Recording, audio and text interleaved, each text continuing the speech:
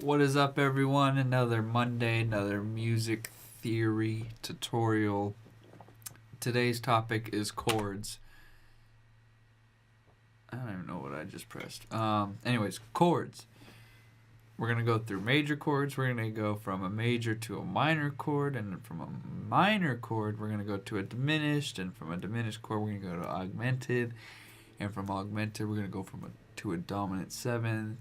And from a dominant 7, we're going to go to a minor 7. So, bunch of chords going to be thrown at you today. Make sure you take note or do what I'm doing and save this MIDI in your DAW so then that way you could reference it, or draw it out so you could reference it. That is a plane. I will cut once that annoying ass plane gets done. There's so much flying on Tuesdays, and for some reason those are the days I film. Alright, the plane is now finally gone where I can't hear it. So, let's get right into it. How do we get a major chord? Well, you go like this. So, let me fold it. Oh, it's going to have all these notes too, but... Okay, so C major is the white keys. So, we have the first, the second, the third, fourth, and fifth. So to get a major, it's the first, third, and fifth. Now once you have the major chord, minor is basically just like the difference between the scales. So as you know, we've now flattened this E to a D sharp, or technically it's a E flat. So that's the way to think of it. We have to flatten the E. Okay, so it's an E flat. So we're going to put that down. Now we have our C minor chord. And this is what the difference of the two. So, da, da. Because of that step, happy, sad, but, if you start... Da, da, da, da, or something like that, you can see, yeah, it kind of starts dark, but then you can make happiness out of the minors. So, again, it's just how you use it in context in the song. So, C major, C minor. Now, after the minor, the next thing is going to be like the diminished, which is even like darker, as you can see. So we flatten the E, but we also flatten the G. So now we have C, E flat, and G flat. So, stepping down, getting darker. So, again, the best way for me, or for you to learn, and the way I learned, was do this in your DAW, click out these chords, and then save this. Because then now, look, C, and then you could go up one, C sharp, and then stuff like that. Okay, so after that was the augmented, which is you go back to the C major, okay? So you put the C major here, but you're going to sharpen it to a G sharp. And that's the augmented. So let's play out the 4 chords again.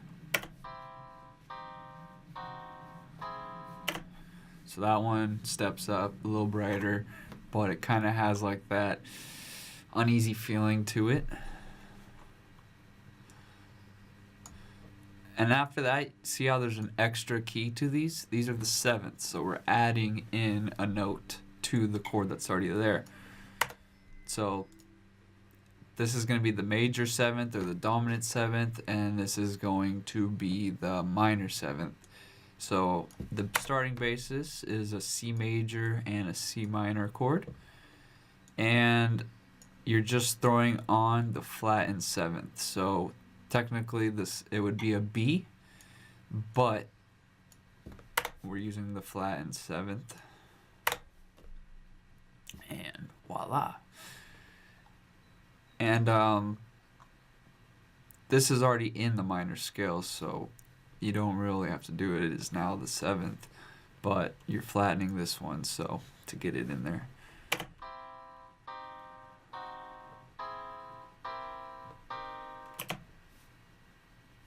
Sounds pretty good to me.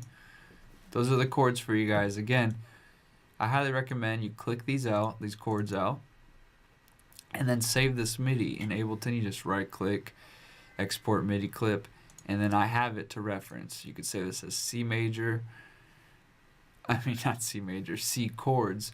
And then that way you could reference these. And then for practice, instead of being lazy and going, okay, delete them and click them out again, so you get in the habit of figuring out which chord is what and how to just kind of get a scale, click out the chords, and you know where to go from there. Get in that habit, because I did it the lazy way, and it's still, to this day, I am learning, but I'll show you how I'm also learning.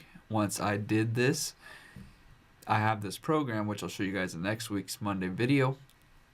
And this program that kind of is like the brain behind music theory, and I could, it's kind of like Legos, and then I could learn from that without, flipping through a book, looking online, okay, first, third, fifth, flat and seventh, click, when you want to write, okay? When you want to learn, yes, do it the hard way and try to get it down. Like I said, click these out for each scale and then save them individually. Don't just click, save, up one, save, up one, save. So when you're ready to write, though, and you're kind of, what it is, and you just kind of want it to speed it up and then see it, you could go on to this program I'll show you guys next week, and it's basically a brain for the music theory, and it's a fake it till you make it. Some people hate that.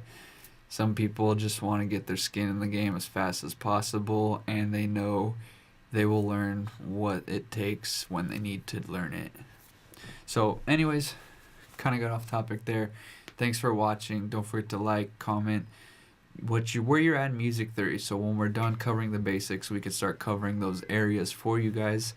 And thanks for watching. Peace. And you're already subscribed, right?